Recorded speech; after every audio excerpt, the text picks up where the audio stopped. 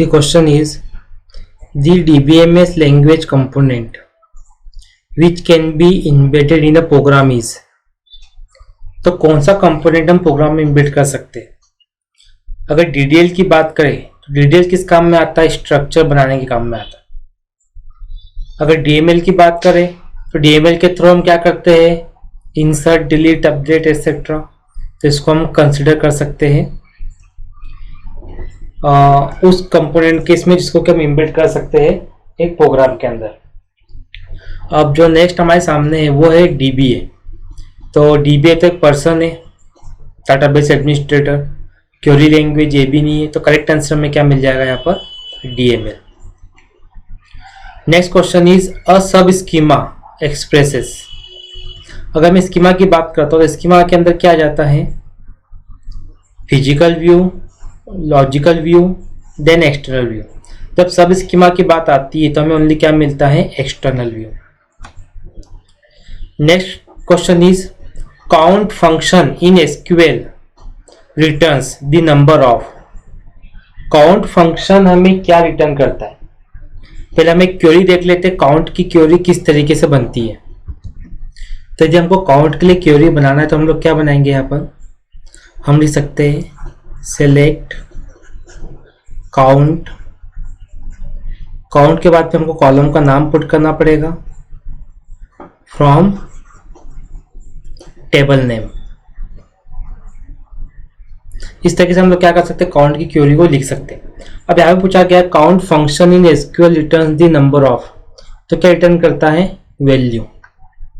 तो correct answer हमें यहाँ पे क्या मिल जाएगा? A।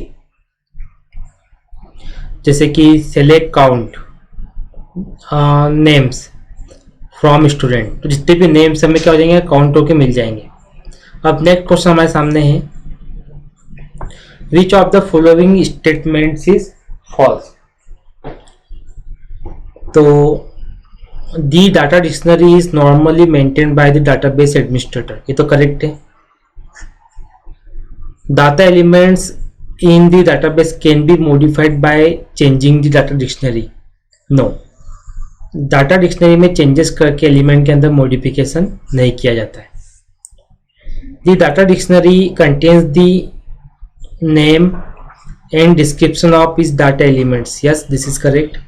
The data dictionary is tool used exclusively by the database administrator, yes, this one is also correct. So which statement is false? B. Next question है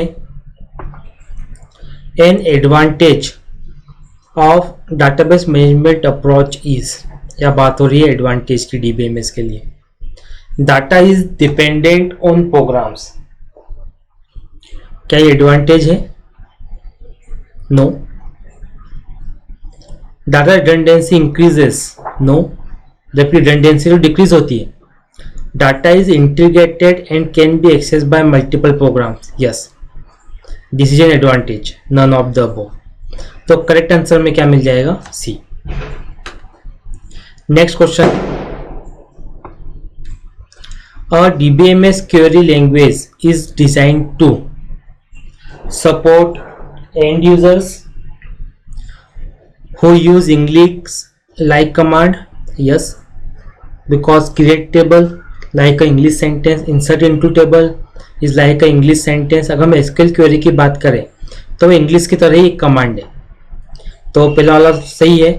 support in the development of complex application software, yes. Specify the structure of database, ये भी true है। That means हमको answer क्या मिल जाएगा? All of the above. Next question है it is possible to define a schema completely using. Schema means एक table, एक डाटाबेस। डाटाबेस के स्ट्रक्चर को कंप्लीटली हम किसकी मदद से दिखा सकते हैं? तो करेक्ट आंसर है DDL और DML की मदद से। DDL किस काम में आता है? स्ट्रक्चर डिफाइन करने के, और DML किस काम में आता है? मैनिपुलेशन ऑपरेशंस लगाने के लिए। नेक्स्ट क्वेश्चन है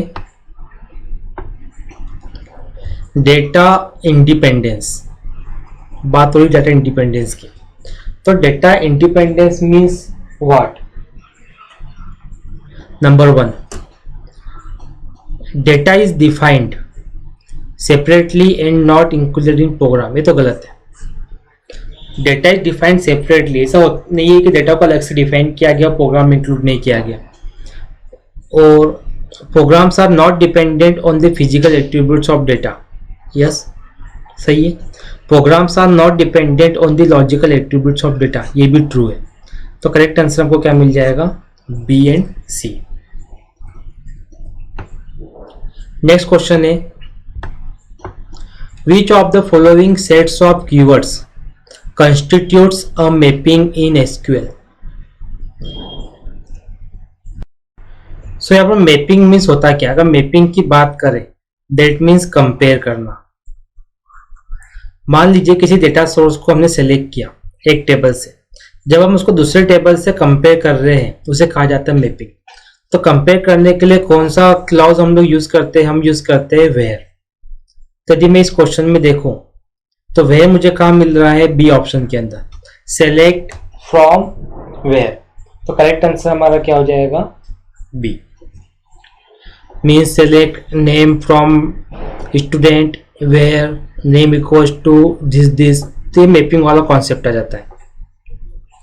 next question is, if a relation is in 2NF then, अगर रिलेशन 2NF में है तो उस केस में हमें क्या होगा, क्या ऑप्शन सही होगा इसमें। पहला है every candidate key is a primary key, no this is wrong, हर कैंडिडेट की प्राइमरी की नहीं होती है। Every non prime attribute is fully functionally dependent और on each relation key, yes it true है।